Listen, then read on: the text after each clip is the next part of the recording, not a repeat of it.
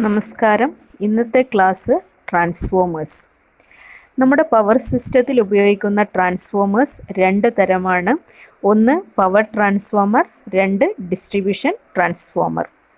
33 kVക്ക് മുകളിലാണെങ്കിൽ അത് പവർ ട്രാൻസ്ഫോമറാണ്. 33 kVക്ക് താഴെ വോൾട്ടേജിൽ ഉപയോഗിക്കുന്ന ട്രാൻസ്ഫോമേഴ്സാണ് ഡിസ്ട്രിബ്യൂഷൻ ട്രാൻസ്ഫോമേഴ്സ്.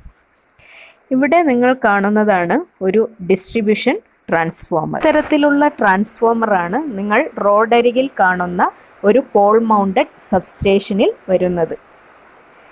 ഇവിടെ 11,000 വോൾട്ടേജ് സ്റ്റെപ്പ് ഡൗൺ ചെയ്ത് 440 വോൾട്ടേജ് ആക്കി മാറ്റുകയാണ് ചെയ്യുന്നത്. പവർ സിസ്റ്റത്തിലെ ഡിസ്ട്രിബ്യൂഷൻ സിസ്റ്റത്തെയും കൺസ്യൂമേഴ്സിനെയും ഇന്റർലിങ്ക് ചെയ്യുന്ന ഭാഗത്താണ് ഇത്തരത്തിലുള്ള ട്രാൻസ്ഫോമേഴ്സ് ഉപയോഗിക്കുന്നത്. ഇനി നമുക്ക് ഒരു ഡിസ്ട്രിബ്യൂഷൻ ട്രാൻസ്ഫോമറിലെ പാർട്സ് എന്തൊക്കെയാണെന്ന് നോക്കാം, അതിൻ്റെ ഫങ്ഷൻസ് എന്തൊക്കെയാണെന്ന് അറിയാം. ഇവിടെ കാണുന്നതാണ് ട്രാൻസ്ഫോമറിൻ്റെ HV ബുഷിങ്സ്. ഇവിടെ നിങ്ങൾക്ക് 3 HV ബുഷിങ്സ് കാണാം, ഹൈ വോൾട്ടേജ് ബുഷിങ്സ്. ഈ ബുഷിങ്സ് ആണ് ഒരു 11 kV ലൈനിനെയും ട്രാൻസ്ഫോമറിൻ്റെ പ്രൈമറി സൈഡിനെയും യോജിപ്പിക്കുന്ന ഭാഗം, ഇന്റർ കണക്ട് ചെയ്യുന്ന ഭാഗം. ഇവിടെ കാണുന്നതാണ് ട്രാൻസ്ഫോമറിൻ്റെ കൂളിംഗ് ഫിൻസ്. ട്രാൻസ്ഫോമറിൻ്റെ മെയിൻ ടാങ്കിനകത്ത് ഓയിൽ ഫില്ല് ചെയ്തിട്ടുണ്ട്. ഓയിൽ ഈ കൂളിംഗ് ഫിൻസ് വഴി സർക്കുലേറ്റ് ചെയ്യുമ്പോൾ ഓയിൽ തണുക്കും. ഇതാണ് ട്രാൻസ്ഫോമറിൻ്റെ കൺസർവേറ്റർ ടാങ്ക്. കൺസർവേറ്റർ ടാങ്കിൻ്റെ മുകളിൽ നിന്ന് ഒരു പൈപ്പ് വഴി ഒരു ബോക്സ് കാണുന്നതാണ് ബ്രീത്തർ. ഈ ബ്രീത്തറിനകത്ത് സിലിക്ക ജെൽ, നീല കളറിൽ വരുന്ന സിലിക്ക ജെൽ ഫില്ല് ചെയ്തിട്ടുണ്ട്.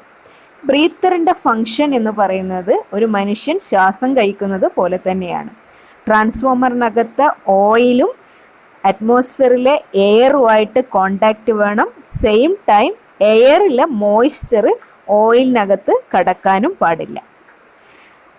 ഈ ബ്രീത്തറിനകത്ത് സിലിക്ക ജെല്ല് എയറിലെ മോയ്സ്ചറിനെ അബ്സോർബ് ചെയ്യും. എയർ മോയ്സ്ചർ അബ്സോർബ് ചെയ്യുമ്പോൾ സിലിക്ക ജെല്ലിൻ്റെ കളറ് ബ്രൗൺ കളറായി മാറുന്നത് കാണാം. ഇവിടെ കാണുന്നതാണ് ട്രാൻസ്ഫോമറിൻ്റെ ലോ വോൾട്ടേജ് ബുഷിങ്സ്. അപ്പോൾ ട്രാൻസ്ഫോമറിനെ സ്റ്റെപ്പ് ഡൗൺ ചെയ്ത് ഇവിടെ 440 വോൾട്ടേജ് ആക്കിയതിന് ശേഷം സെക്കൻഡറി സൈഡ്, ട്രാൻസ്ഫോമറിൻ്റെ സെക്കൻഡറി സൈഡ് പുറത്തേക്ക് കണക്ഷൻ എടുക്കുന്നത് ഈ LV ബുഷിങ്സ് വഴിയാണ്. ട്രാൻസ്ഫോമറിൻ്റെ സെക്കൻഡറി സൈഡും ഔട്ട്സൈഡ് കണക്ഷനുമായി ഇൻ്റർലിങ്ക് ചെയ്യുന്ന ഭാഗമാണ് LV ബുഷിങ്സ്. ഇവിടെ നിങ്ങൾക്ക് 4 LV ബുഷിങ്സ് കാണാം. ഇതിൽ 3 ഫേസും 1 ന്യൂട്രലുമാണ് വരുന്നത്. കാരണം ഒരു ഡിസ്ട്രിബ്യൂഷൻ ട്രാൻസ്ഫോമറിലെ പ്രൈമറി സൈഡ് ഡെൽറ്റ കണക്ഷനും സെക്കൻഡറി സൈഡ് സ്റ്റാർ കണക്ഷനുമാണ് വരുന്നത്. സ്റ്റാർ കണക്ഷൻ വരുന്നത് കൊണ്ട് തന്നെ ഇവിടെ 3 ഫേസ് കണക്ഷനും ഒരു ന്യൂട്രൽ കണക്ഷനുമാണ് വരുന്നത്. ഇവിടെ നിങ്ങൾ കാണുന്നതാണ് ഒരു ഓയിൽ ഗേജ്. കൺസർവേറ്റർ ടാങ്കിനകത്ത് എത്രമാത്രം ഓയിൽ ഉണ്ട് എന്നളക്കാനാണ് ഓയിൽ ഗേജ് വെച്ചിട്ടുള്ളത്. സാധാരണ കൺസർവേറ്റർ ടാങ്കിൽ ഹാഫ് ലെവൽ മാത്രമേ ഓയിൽ ഫില്ല് ചെയ്യാറുള്ളൂ. കാരണം ഓയിൽ ചൂടാകുമ്പോൾ എക്സ്പാൻഡ് ചെയ്യും. ഈ എക്സ്പാൻഡഡ് ഓയിലിന് കൺസർവേറ്റർ ടാങ്കിൽ മൂവ് ചെയ്യാൻ സ്പേസ് വേണം. അല്ലാതെ പക്ഷം കൺസർവേറ്റർ ടാങ്കിൽ പ്രഷർ കൂടും, ടാങ്ക് ബേസ്റ്റ് ആവാനുള്ള ചാൻസ് ഉണ്ട്.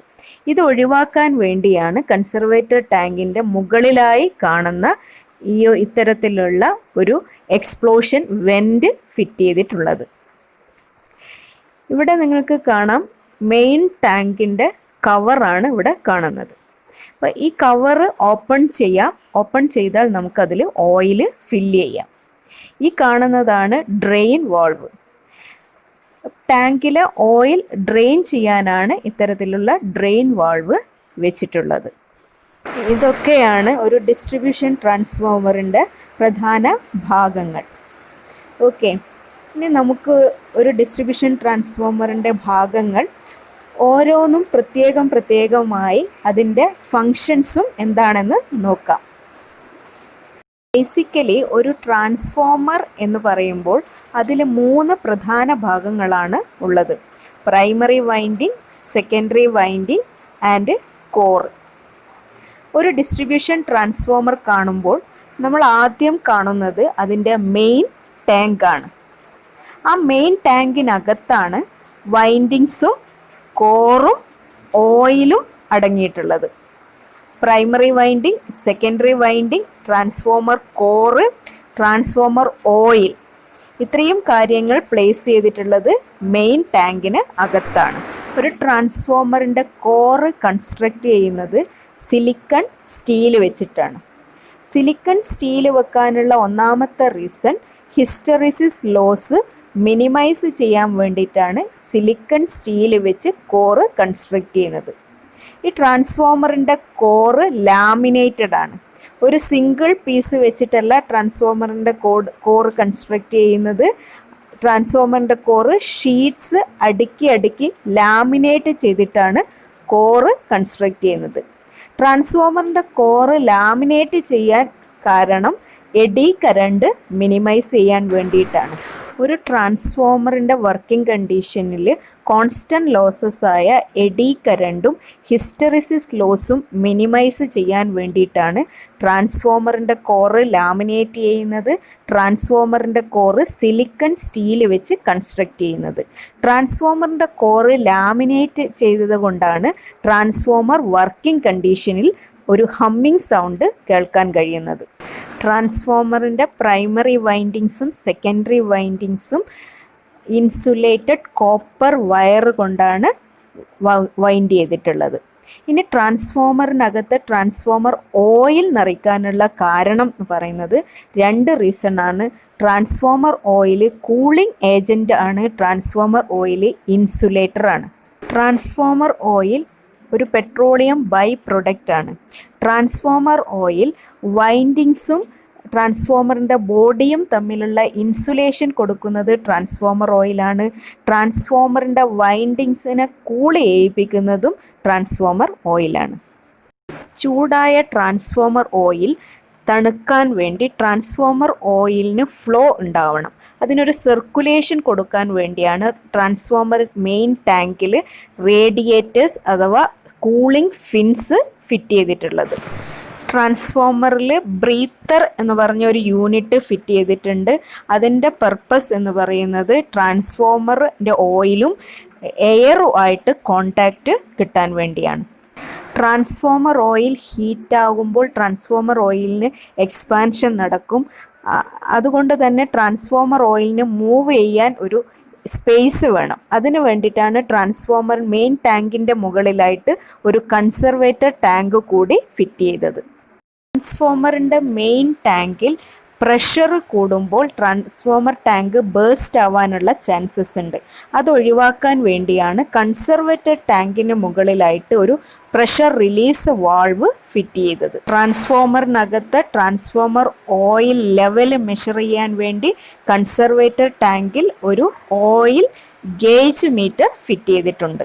ട്രാൻസ്ഫോമർ ഓയിലിൻ്റെ ടെമ്പറേച്ചർ മെഷർ ചെയ്യാൻ ഒരു ടെമ്പറേച്ചർ ഡയല് സാധാരണ പവർ ട്രാൻസ്ഫോമറിനാണ് കാണുന്നത്.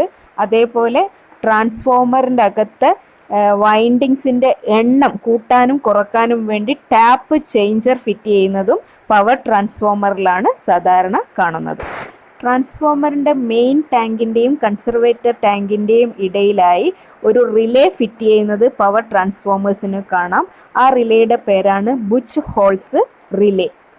ഇത് ട്രാൻസ്ഫോമറിനകത്ത് എന്തെങ്കിലും ഫോൾട്ട് വരുമ്പോൾ ട്രാൻസ്ഫോമറിൻ്റെ വൈൻഡിങ്സ് വേണാവോ ഷോർട്ടാവോ ചെയ്യുമ്പോൾ ഈ റിലേ വർക്ക് ചെയ്യും. ട്രാൻസ്ഫോമറിലെ പ്രൈമറി വൈൻഡിങ്ങും സെക്കൻഡറി വൈൻഡിങ്ങും എക്സ്റ്റേണൽ സർക്യൂട്ടുമായിട്ട് എക്സ്റ്റേണൽ ലൈനുമായിട്ട് കണക്ട് ചെയ്യുന്ന ഒരു ഇൻ്റർലിങ്കാണ് ബുഷിങ്സ്. അത് പ്രൈമറി സൈഡിലത്തെ ഹൈ വോൾട്ടേജ് സൈഡിലത്തെ HV ബുഷിങ്സ് എന്നാണ് പറയുന്നത്. ലോ വോൾട്ടേജ് സൈഡിലത്തെ LV ബുഷിങ്സ് എന്നാണ് പറയുന്നത്. ട്രാൻസ്ഫോമറിനകത്ത് പുതിയ ഓയിൽ ഫില്ല് ചെയ്യാൻ വേണ്ടി transformer oil filling plug fit ചെയ്തിട്ടുണ്ട്. അതേപോലെ തന്നെ ട്രാൻസ്ഫോമറിൻ്റെ അകത്ത് പഴയ ഓയിൽ ഡ്രെയിൻ ചെയ്യാൻ വേണ്ടി ഡ്രെയിൻ പ്ലഗും ട്രാൻസ്ഫോമറിൽ ഫിറ്റ് ചെയ്തിട്ടുണ്ട്. ഒരു ഡിസ്ട്രിബ്യൂഷൻ ട്രാൻസ്ഫോമറിൻ്റെ ഭാഗങ്ങൾ ഏതൊക്കെയാണെന്ന് പറഞ്ഞിട്ടുണ്ട്. ഇനി നിങ്ങൾ ചെയ്യേണ്ടത് നിങ്ങളുടെ വീടിനടുത്തുള്ള ഒരു ഡിസ്ട്രിബ്യൂഷൻ ട്രാൻസ്ഫോമർ നോക്കി കണ്ടുകൊണ്ട് അതിൻ്റെ ഭാഗങ്ങൾ ഏതൊക്കെയാണെന്ന് തിരിച്ചറിയുക. ഓക്കെ.